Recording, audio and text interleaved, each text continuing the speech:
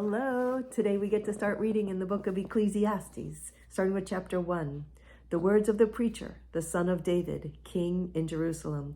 Vanity of vanities, says the preacher, vanity of vanities, all is vanity. What does man gain by all the toil at which he toils under the sun? A generation goes and a generation comes, but the earth remains forever. The sun rises and the sun goes down and hastens to the place where it rises. The wind blows to the south and goes around to the north. Around and around goes the wind, and on its circuits the wind returns. All streams run to the sea, but the sea is not full. To the place where the streams flow, there they flow again. All things are full of weariness, a man cannot utter it. The eye is not satisfied with seeing, nor the ear filled with hearing. What has been is what will be. And what has been done is what will be done. And there is nothing new under the sun. Is there a thing of which it is said, see, this is new? It has been already in the ages before us. There is no remembrance of former things, nor will there be any remembrance of latter things yet to be among those who come after. I, the preacher, have been king over Israel in Jerusalem, and I applied my heart to seek and to search out by wisdom all that is done under heaven. It is an unhappy business that God has given to the children of man to be busy with.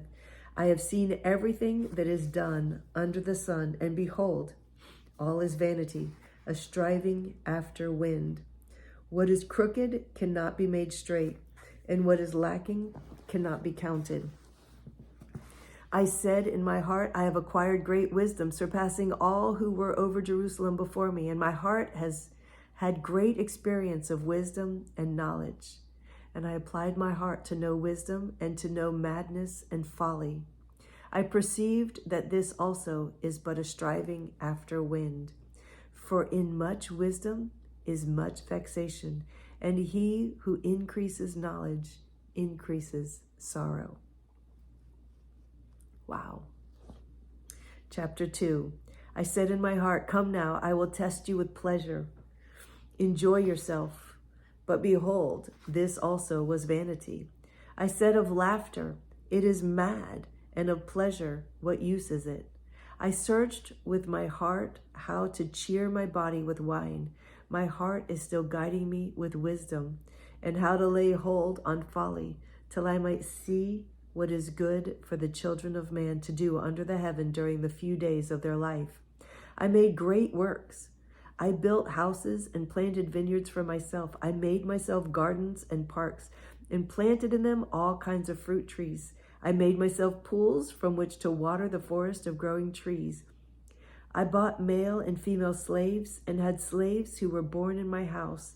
I had also great possessions of herds and flocks, more than any who had been before me in Jerusalem. I also gathered for myself silver and gold and the treasure of kings and provinces. I got singers, both men and women, and many concubines, the delight of the sons of man.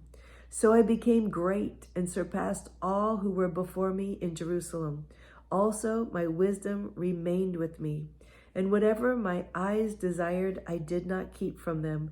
I kept my heart from no pleasure, for my heart found pleasure in all my toil, and this was my reward for all my toil. Then I considered all that my hands had done, and the toil I had expended in doing it, and behold, all was vanity and a striving after wind, and there was nothing to be gained under the sun. So I turned to consider wisdom and madness and folly. For what can the man do who comes after the king? Only what has already been done. Then I saw that there is more gain in wisdom than in folly, as there is more gain in light than in darkness. The wise person has his eyes in his head, but the fool walks in darkness. And yet I perceived that the same event happens to all of them. Then I said in my heart, what happens to the fool will happen to me also. Why then have I been so very wise? And I said in my heart that this also is vanity. For of the wise as of the fool there is no enduring remembrance, seeing that in the days to come all will have been long forgotten. How the wise dies just like the fool. So I hated life, because what is done under the sun was grievous to me. For all is vanity and a striving after the wind. I hated all my toil in which I toil under the sun, seeing that I must leave it to the man who will come after me.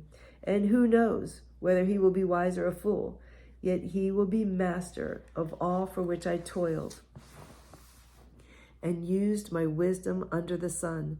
This also is vanity. So I turned about and gave my heart up to despair over all the toil of my labors under the sun, because sometimes a person who has toiled with wisdom and knowledge and skill must leave everything to be enjoyed by someone who did not toil for it. This also is vanity and a great evil. What has a man from all the toil and striving of heart with which he toils beneath the sun? For all his days are full of sorrow, and his work is a vexation. Even in the night his heart does not rest. This also is vanity. There is nothing better for a person than that he should eat and drink and find enjoyment in his toil. This also I saw is from the hand of God. For apart from him, who can eat or who can have enjoyment? For to the one who pleases him, God has given wisdom and knowledge and joy. But to the sinner, he has given the business of gathering and collecting, only to give to one who pleases God. This also is vanity and striving after the wind. Chapter 3. For everything there is a season and a time for every matter under heaven.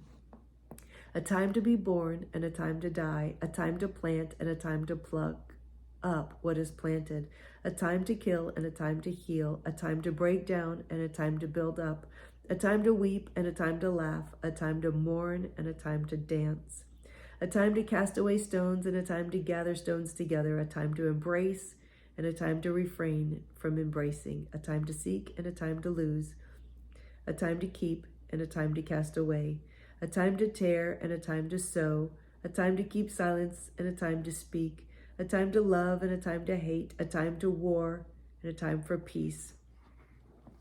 What gain has the worker from his toil?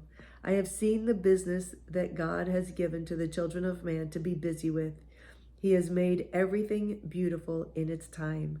Also, he has put eternity into man's heart, yet so that he cannot find out what God has done from the beginning to the end. I perceived that there is nothing better for them than to be joyful and to do good as long as they live. Also, that everyone should eat and drink and take pleasure in all his toil. This is God's gift to man. I perceive that whatever God does endures forever. Nothing can be added to it, nor anything taken from it. God has done it so that people fear before him. That which is already has been, that which is to be already has been, and God seeks what has been driven away. Moreover, I saw under the sun that is in the place of justice, even there was wickedness, and in the place of righteousness, even there was wickedness. I said to my heart, God will judge the righteous and the wicked, for there is a time for every matter and for every work. I said in my heart with regard to the children of man, that God is testing them, that they may see that they themselves are but beasts. For what happens to the children of man and what happens to the beasts is the same. As one dies, so dies the other.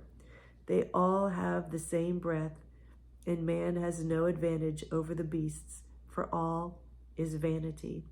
All go to one place. All are from the dust, and to dust all return.